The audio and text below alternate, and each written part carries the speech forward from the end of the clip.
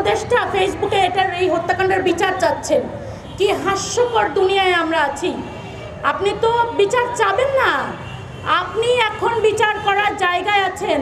আপনি বলবেন যে কিভাবে বিচার হবে, শুধু তদন্ত কমিটি গঠন করে তারপরে 5 দিন পরে রিপোর্ট দিবেন যে উনি হঠাৎ করে যৌথ বাহিনী দেখে ভয়ে মারা গিয়েছেন। এই টাইপের আওয়ামী ফ্যাসিস্ট রিপোর্ট আমরা দেখতে চাই না। দীর্ঘ ফ্যাসিস্টের বিরুদ্ধে আমাদের যেই সংগ্রাম, সেই সংগ্রামের পরে 24 অগাস্টের পরে আমরা চিন্তা করিনি এত দ্রুত একই রকম একটা এত নির্দয় হত্যাকাণ্ড নিয়ে আবার আমাদেরকে রাস্তায় এসে দাঁড়াতে হবে।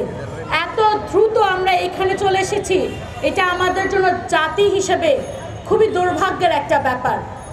আমরা আসলে বাঙালি জাতি, আমরা মনে হয় খুবই অসহিষ্ণু। আমরা খুব ছোটোখাটো ব্যাপার নিয়ে খুব দ্রুত অ্যাজিটেটেড হয়ে যাই। এই মাত্র 5 মিনিট আগেও এখানে এরকম একটা ছোট্ট ঘটনা নিয়ে আমরা সবাই একসাথে অ্যাজিটেটেড হয়ে গিয়েছিলাম। সুতরাং আমাদেরকে আরও ধৈর্য রাখতে হবে। এবং যারা সরকারে আছেন, যদিও আমরা জানি তারা বিপ্লবের পক্ষের সরকার, কিন্তু তাদের সরকারে থাকা অবস্থায় এই রকম যদি একটা হত্যাকাণ্ড হয়, তারা কিন্তু দায়টা এড়াতে পারবেন না। কারণ ওই দায় এবং দরদ নিয়েই তাদেরকে সরকার চালাতে হবে।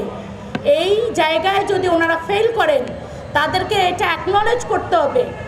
কালকে একজন উপদেষ্টা ফেসবুকে এটার এই হত্যাকাণ্ডের বিচার চাচ্ছেন। কি হাস্যকর দুনিয়ায় আমরা আছি। আপনি তো বিচার চাবেন না, আপনি এখন বিচার করার জায়গায় আছেন।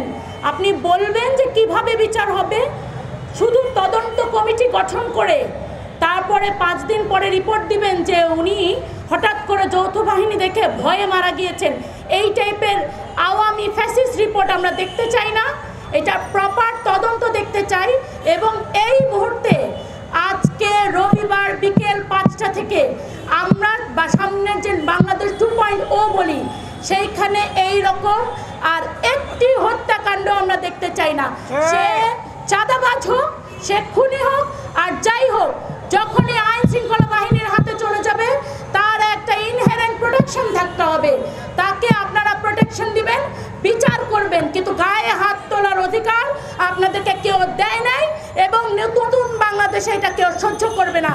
সুতরাং এই জায়গাটা মাথায় রেখে ওই মসনদে বসবেন আর লাল কার্পেটে উঠে খাল কাটতে যাবেন, তার আগে এগুলি বন্ধ করে দিবেন।